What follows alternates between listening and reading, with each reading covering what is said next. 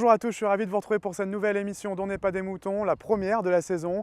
Au sommaire, ce mois-ci, nous commencerons par un reportage sur la rétrospective de Crime of Minds, un événement autour du street art qui avait lieu en juillet dernier au plateau des Capucins à Brest.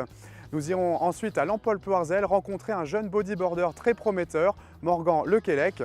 Nous vous emmènerons à la Coupe du Monde de robots voiliers autonomes qui avait lieu du 2 au 6 septembre dernier au port du Moulin Blanc à Brest.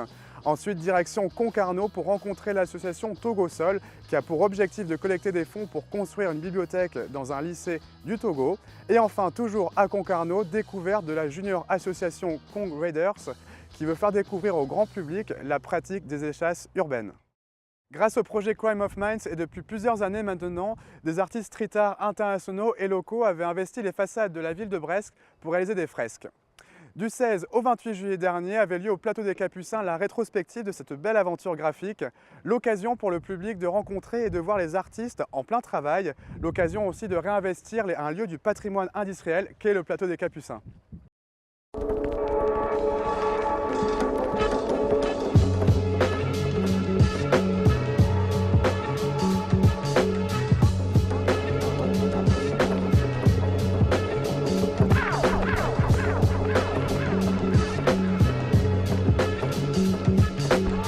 Nous sommes ici au plateau des Capucins dans le cadre de la rétrospective Crimes of Mind. Nous sommes en compagnie de Flavie. Bonjour Flavie. Je vais te demander de te présenter.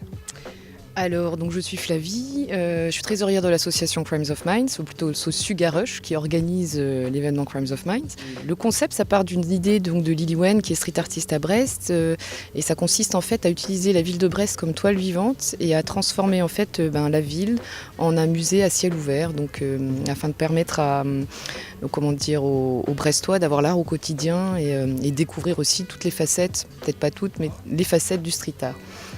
Donc pendant 2 ans et demi, on a envahi les rues, on a fait venir des artistes, on a peint 21 fresques, on a fait venir 26 artistes pendant 12 sessions. Que de là, on a réussi à créer un bouquin dans lequel on récapitule un petit peu toute cette aventure, ces 12 épisodes. Et donc aujourd'hui, nous sommes au Capucin pour ce qu'on appelle la rétrospective, à savoir la clôture donc, de ce projet via donc, un grand rassemblement dans le lieu tant apprécié des Brestois qui est les Capucins, quoi.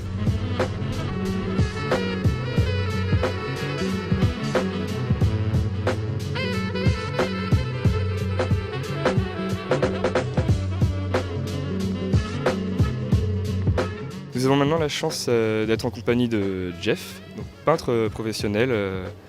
Jeff, si tu veux bien te présenter brièvement et présenter avec l'œuvre qui est derrière toi, s'il te plaît. Alors Jeff Aerosol, ça va faire 31 ans que je fais du pochoir. Sur toile, sur les murs des villes, enfin un peu partout. J'ai été invité ici à Brest lors de l'opération Crimes of Minds pour peindre un mur dans le centre-ville. Et puis je suis ravi d'être ici pour cette rétrospective qui regroupe tous les artistes qui sont intervenus dans la ville et qui présentent dans ce lieu absolument extraordinaire à la fois leurs toiles et des œuvres in situ. C'est toujours un grand plaisir de travailler ensemble sur des projets comme celui-ci. Ça nous éloigne de la tradition des peintres dits de chevalet ou d'atelier qui ne se voyaient finalement jamais. Et là, on se balade, on se retrouve un peu à la façon de musiciens dans des festivals. Et il y a quelque chose de très vivant et de très interactif avec le public, entre les artistes et avec les lieux surtout.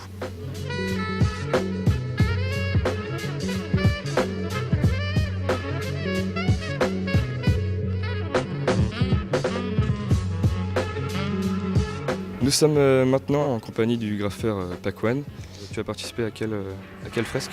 Alors j'ai participé à 2 fresques. La première c'est rue Mathieu Donard, c'est un cerisier japonais avec un enfant en train de l'arroser. La seconde c'est du côté de Kergaradec quand on va vers Ikea. Et là c'est une femme sur fond bleu et avec de l'autre côté un effet de trompe-l'œil de mur qui se casse, laissant apparaître mon pseudonyme, donc Pac, en lettrage. Où est-ce qu'on pourrait observer ton travail en tant qu'artiste ici sur le plateau des Capucins ? Alors dans les Capucins, il y a une série de portraits et puis une autre où on se rapproche plus du mur que j'ai pu faire dans le projet dans la ville. Un thème sur les cerisiers avec une femme qu'on voit assise dans la nature, mais qui pour moi est en fin de compte assise dans son appartement et qui rêve d'être... c'est un retour au pays en fin de compte, qui rêve de ses racines. Voilà, c'est pour ça que je l'ai appelé Songe. Et sinon, dehors, il y a aussi des performances, donc ça permet de collaborer avec des artistes qui ne sont pas forcément d'ici. Et à un moment donné, d'avoir un échange pictural et en même temps humain.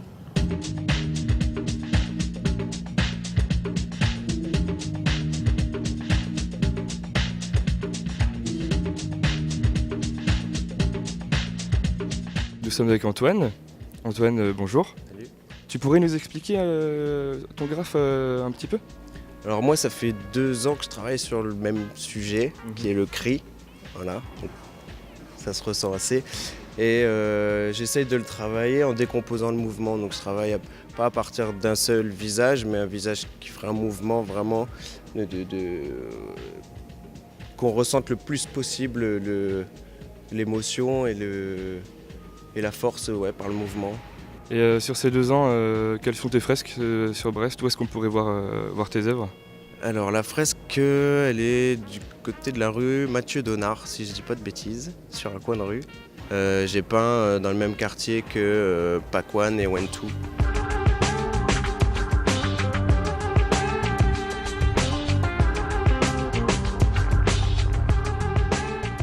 Dimanche, c'est la balade urbaine, à savoir que départ 15h et on fait le tour des fresques pendant 3 heures, 21 km, 21 fresques pour les motiver, et qui permet justement de parcourir Brest tout en suivant le tracé des fresques, quoi. Alors en fait, moi, la balade, je l'avais imaginée, je l'avais tracée pour l'association Brest à pied à vélo. J'ai proposé à l'association Sugarush un partenariat entre nos 2 associations. Bon, vous allez voir une à une. On fait vraiment le tour de toutes les fresques, quoi. En s'arrêtant, on s'arrête, on prend des photos. Il y a Awel de l'association Sugarush qui nous accompagne et qui commentera les fresques.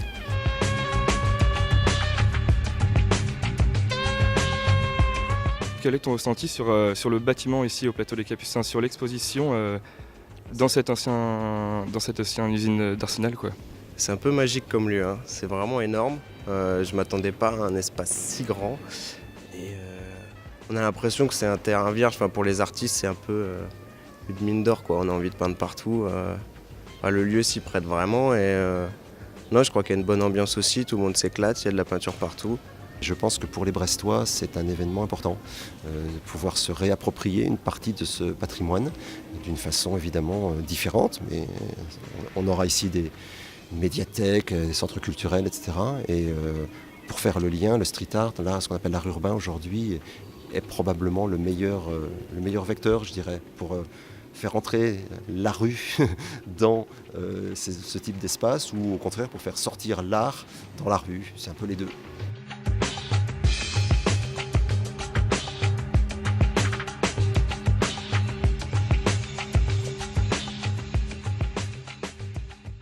Morgan Lequennec est un jeune bodyboarder finistérien dont le palmarès s'étoffe petit à petit. Pour en savoir plus sur lui et sur le sport qu'il pratique, je suis allé le rencontrer sur son spot favori, la plage du Gouérou à Lampol-Ploirzel.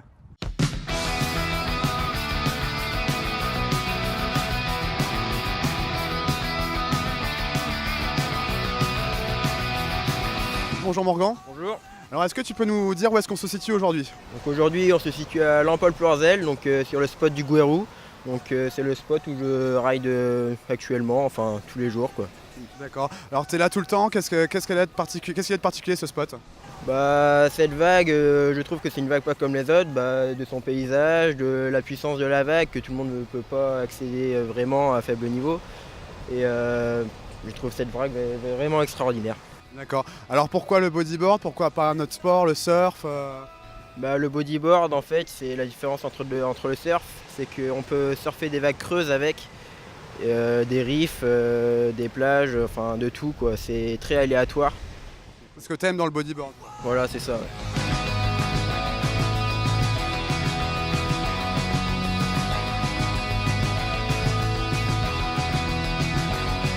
Alors est-ce que tu peux nous présenter maintenant un petit peu ton palmarès ? Qu'est-ce que tu as eu jusqu'à présent ? Bah, cette année, enfin les dernières compétitions, là j'ai fait premier en fait des trials du ANL Challenge.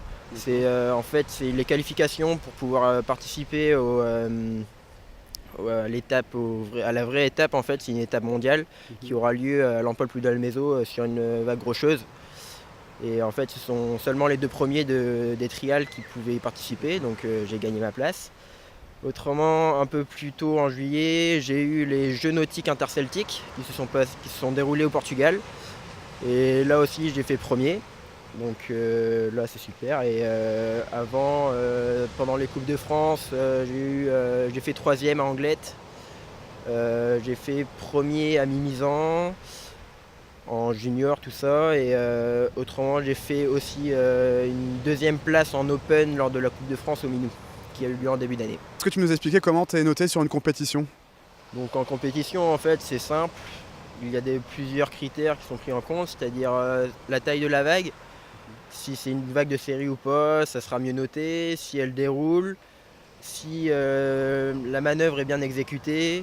Après, sur le nombre de manœuvres aussi, ça dépend de tout ça en fait. Et avec ça, on fait une note sur 10. On a le droit de prendre 10 ou 12 vagues, tout dépend le format de compétition. On a 15 minutes pour surfer, ou 20 minutes aussi, ça dépend. Et du coup, seules les 2 meilleures vagues sont comptabilisées. Et au final, après, on fera... vu qu'on est 4 à l'eau, c'est le premier qui aura le meilleur score qui passera au tour suivant.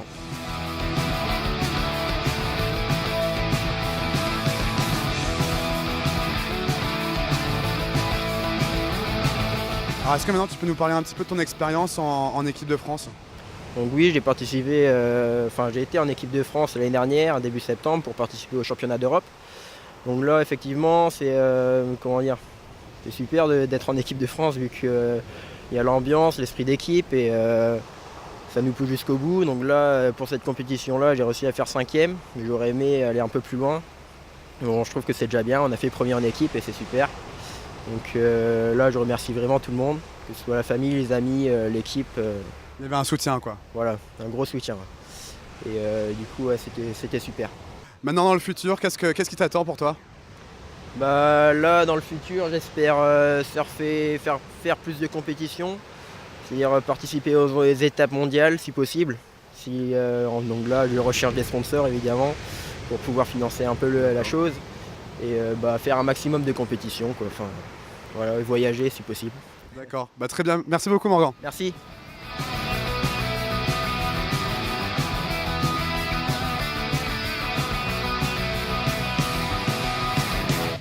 Du 2 au 6 septembre dernier, l'école d'ingénieurs l'ENSTA Bretagne organisait au port du Moulin Blanc la Coupe du monde de robots voiliers autonomes.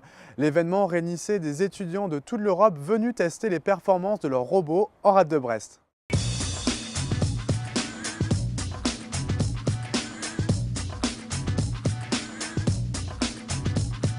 Est-ce que vous pouvez présenter la compétition ? Alors la compétition tourne autour des robots de surface. Alors ce qu'on entend par robots de surface, c'est les bateaux, donc principalement les bateaux à moteur ou les voiliers.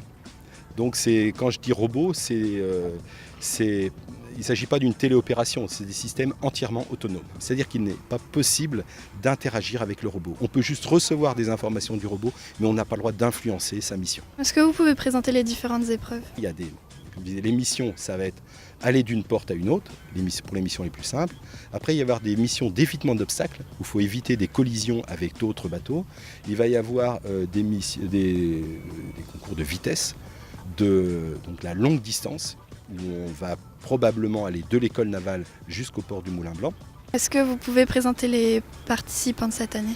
Il y a des Anglais, des Espagnols, des Portugais, des Allemands, des Finlandais et des Français, principalement.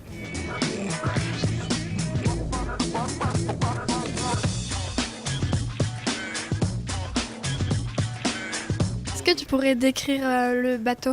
This is a new boat and this was designed to go to Greenland to survey glaciers. So underneath here we have a sonar sensor and there should be on top of here, but we don't have it with us, a laser scanner.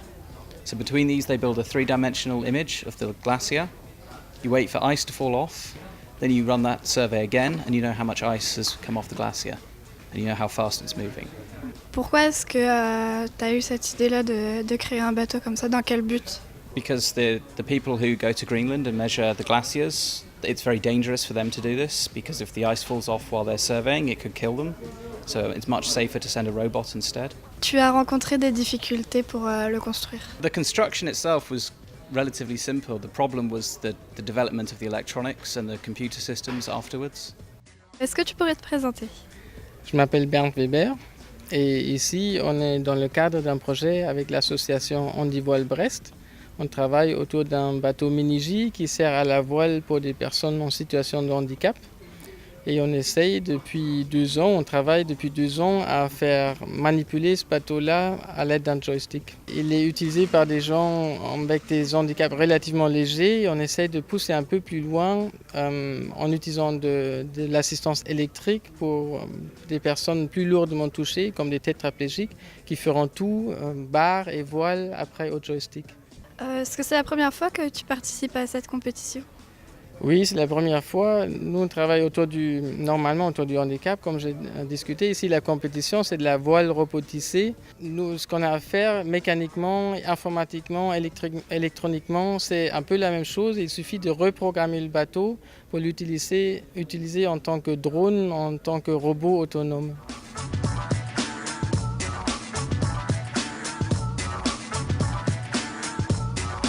Et à long terme, du coup, quels sont vos objectifs?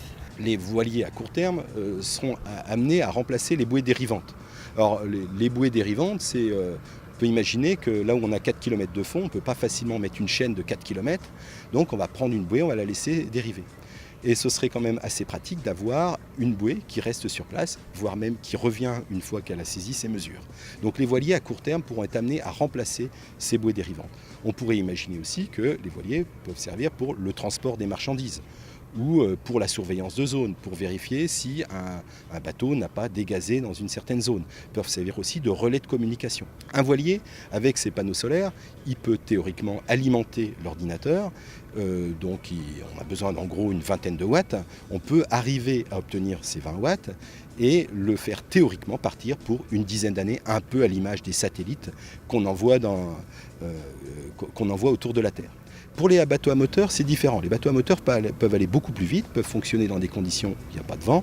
Et les applications immédiates, ce sera comme robot compagnon par rapport à un plus gros bateau.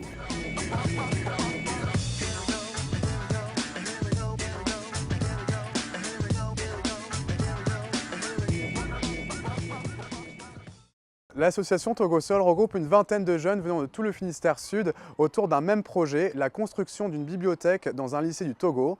Pour recueillir les fonds nécessaires à la réalisation du projet et pour se faire connaître, ils organisent différents événements et participent à différents rendez-vous sur le thème des échanges internationaux et de la jeunesse. Nous sommes donc allés à Concarneau les interviewer.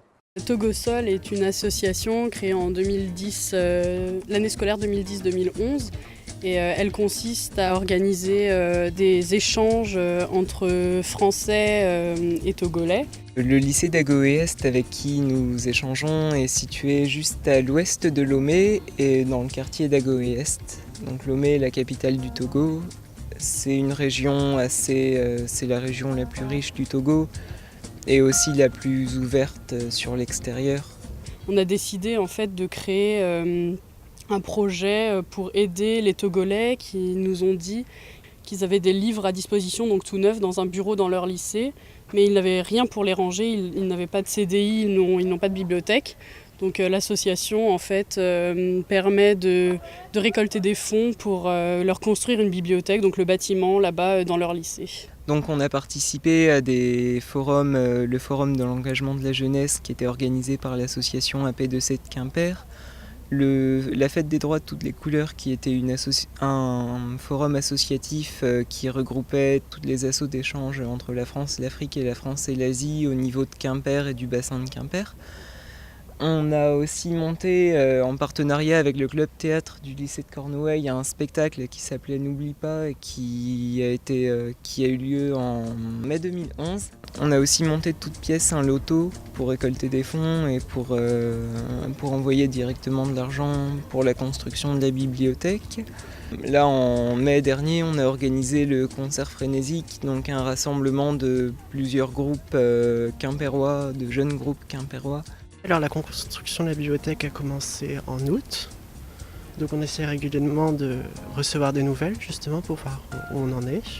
Du coup, cette année, on a relancé nos demandes de subventions sur le conseil régional, avec un concours de la SNCF, un concours crédit agricole pour récolter des fonds, plus nos actions qui vont aussi nous rapporter un peu d'argent. Ça devrait être fini d'ici 2014, la construction de la bibliothèque. Sinon, il y a aussi pour projet l'écriture d'un livre avec les togolais et les membres de l'association. Donc c'est supposé être le premier livre de la bibliothèque.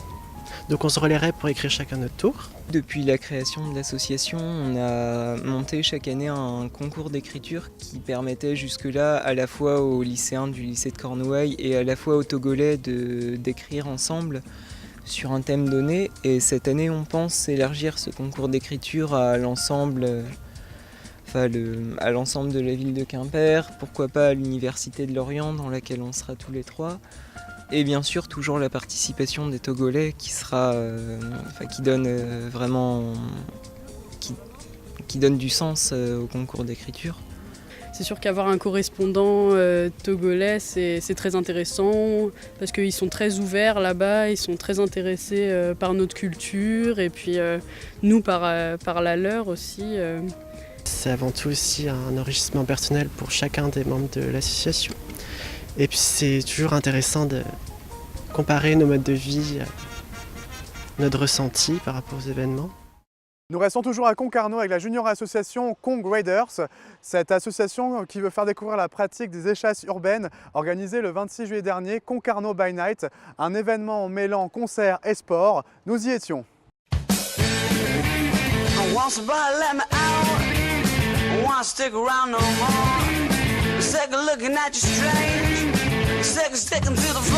Notre but c'est de présenter et de faire essayer les échasses urbaines et contrairement à la majorité des entreprises de le faire gratuitement. Donc là aujourd'hui on est principalement sur les échasses mais l'association s'appelle Conk Riders donc on est aussi ouvert à toutes sortes d'autres sports. Donc aujourd'hui on a un monocycle, on a comme aujourd'hui il y a eu une randonnée, on a eu des skaters qui étaient là qui ne dépendaient pas de l'association mais Conk Riders, tous les riders sont autorisés. C'est un sport qui est très complet, qui est très physique. Donc pour vous donner une petite idée, quand vous courez 15 minutes en échasse urbaine, donc déjà il faut y arriver. Et ensuite, ça multiplie par 5 les compétences que vous avez réalisées en un quart d'heure en course à pied. Donc autant dire que vous êtes bien fatigué. Ensuite, les échasses, c'est assez simple. Ça a été réalisé donc, par Power Razor, c'est la marque qui les commercialise. C'est de la fibre de verre qui permet de nous faire nos ressorts. Donc renforcé avec de la résine, et l'ensemble de la structure est en aluminium, ce qui nous permet d'avoir un poids assez léger de 3,5 kg.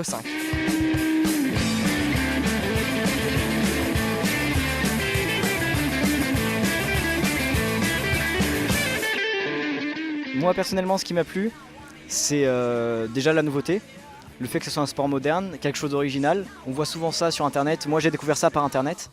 Et c'est vrai que j'ai tout de suite envie d'essayer et j'ai pas regretté pour plusieurs raisons, parce que comme je disais tout à l'heure, on court plus vite et on saute plus haut.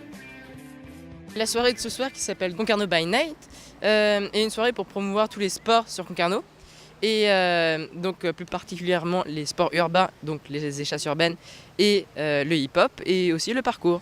Je me suis dit que, étant donné que j'avais créé ma junior association, pourquoi pas créer mon événement. Et donc là m'est venue l'idée. Le projet de l'asso pour septembre prochain est la même chose que les années précédentes, c'est-à-dire promouvoir les échasses urbaines en faisant des entraînements réguliers et participer à des événements pour promouvoir les échasses urbaines pour avoir plus de membres. Et donc faire en sorte que la population fasse plus de sport.